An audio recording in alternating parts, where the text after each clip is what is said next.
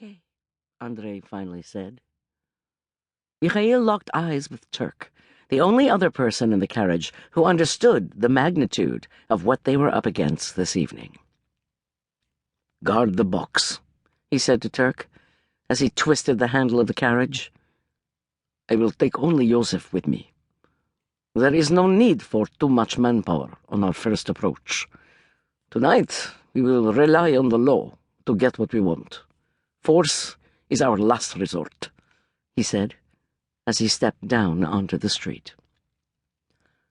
The green, woodsy scent of hawthorn trees surrounded him as he emerged from the carriage. It was a good omen, yes. A place that smelled this fine would surely be a safe place to bring his family to live. The carriage springs creaked and groaned as Joseph climbed down from the driver's seat.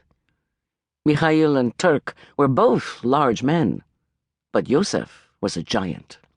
Like Mikhail, Joseph wore a coat constructed of battle-worn leather and heavy boots that were just as rugged.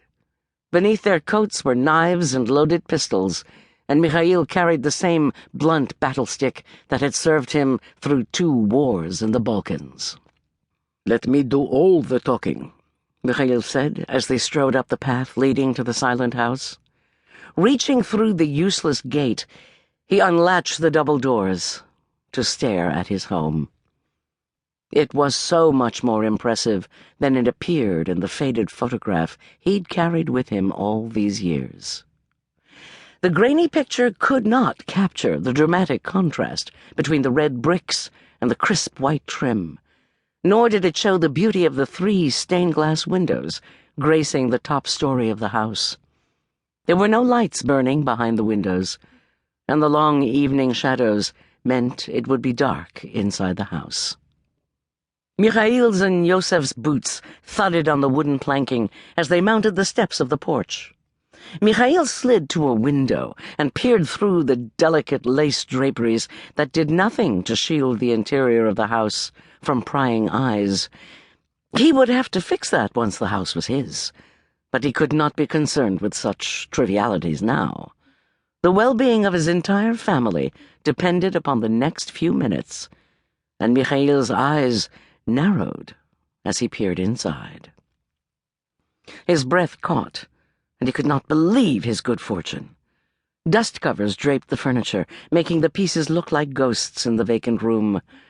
The fireplace was closed off with a wooden screen, and there was no sign of life inside the home. Relief surged through Mikhail as he made the sign of the cross over the front of his body. "Slip around back and make sure no servants are home," he whispered to Joseph. Mikhail stepped away from the window, noting the spider's web stretching across the upper corner of the front door frame. By the time Joseph returned, Mikhail was confident that the house had been vacant for some time.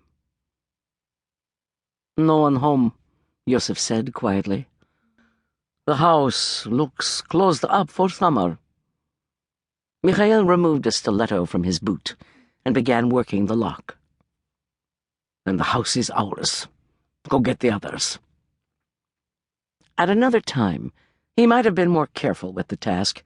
He could have picked the lock, but he needed to get his family and the precious wooden box inside quickly. With the turn of his wrist, he wrenched the lock from its moorings and pulled it free.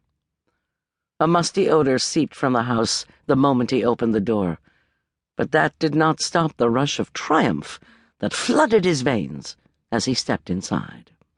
He turned to watch for the others, and his heart swelled at the sight of his son helping Lady Mirella from the carriage. Mirella was not the easiest person to deal with, but his son was behaving exactly like a man should as he held his hand out to the fragile young woman descending from the carriage.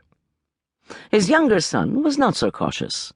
Luca took a flying leap down from the carriage, tumbling to the grass on his hands and knees, but springing up with a huge grin as he was liberated from the tight confines of the carriage they had been riding in since leaving Boston. Mikhail squatted down to catch his son as Luca came flying